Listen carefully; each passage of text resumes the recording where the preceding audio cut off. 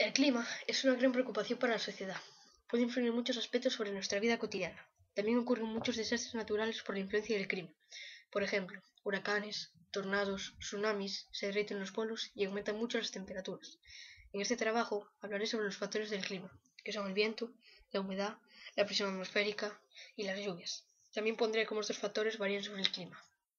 El clima es la interacción de diferentes factores atmosféricos, como por ejemplo temperatura, presión atmosférica, viento, humedad y lluvia. Un ejemplo que tiene que ver con el clima es el desastre natural producido en Filipinas, el supertifón Haiyan, que se formó porque Filipinas se encuentra en una zona del mundo donde sufre continuamente tsunamis y huracanes. Al parecer, un tsunami parece haber sido la causante de la mayoría de los fallecimientos. Alrededor de medio millón de personas han tenido que ser desplazadas de sus hogares. Otro ejemplo que tiene que ver con el clima es el de cómo se forman las tormentas torrenciales tropicales. Y se forman a través de los trópicos, impulsadas por la intensidad del sol. Se forman tormentas más fuertes. En los trópicos, en tierra, estas tormentas pueden causar daños terribles. Otro ejemplo es el clima lluvioso y húmedo de Europa. Se da que Europa, al estar rodeada del océano Atlántico, el agua de este mar se evapora, subiendo hacia arriba. El vapor de agua arriba se condensa, formando precipitaciones y lluvias, formando así en Europa un clima lluvioso y húmedo. Los ejemplos de clima en Europa son tropical, ecuatorial, desértico, oceánico, mediterráneo, continental, polar y de alta montaña. El clima también tiene que ver con el papel que juega el aire caliente en la configuración del tiempo atmosférico.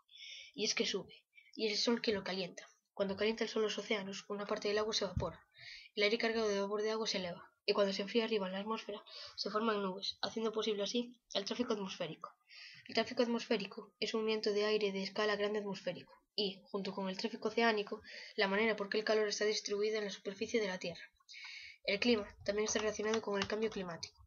El cambio climático es la variación del clima en todo el mundo. Se produce a muy diversas escalas del tiempo y sobre todo los parámetros climáticos. Yo no estaría de acuerdo con las palabras de nuestro señor presidente Mariano Rajoy, al decir que el invierno lluvioso de Sevilla desmentía la teoría del cambio climático, ya que la temperatura puede variar siempre. Es verdad que cada zona tiene su clima, pero no siempre tiene que cumplirse al 100%. La latitud también interviene en la configuración del clima, porque las ciudades que estén más cercanas de los polos habrá temperaturas más bajas, como por ejemplo Oslo o Reykjavik, pero las ciudades que estén cerca del Ecuador habrá temperaturas más altas, como por ejemplo Quito o Cambella.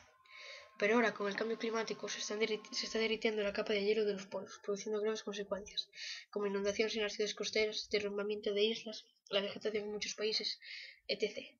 Factores. El viento es aire que se mueve de un lugar a otro, bien sea de una ligera brisa o de un fuerte huracán. Tiene procedencia directa de la energía solar. El viento se forma cuando el aire se enfría, arriba en la atmósfera y se forman nubes. El aire que sube cuando hay nubes produce bajas presiones. El que baja sin nubes produce presiones altas. El aire de alta presión siempre se mueve donde hay baja presión. Este forma los vientos que se producen en nuestro planeta. Un ejemplo donde el viento es fundamental es si queremos hacer un viaje en vela desde España a América, ya que sin viento sería imposible moverse. Por eso es fundamental no caer en ninguna calma ecuatorial, ya que te quedarías atrapado, porque en esa zona no hay vientos. También sería conveniente no coger las corrientes de chorro, ya que te destrozarían la vela.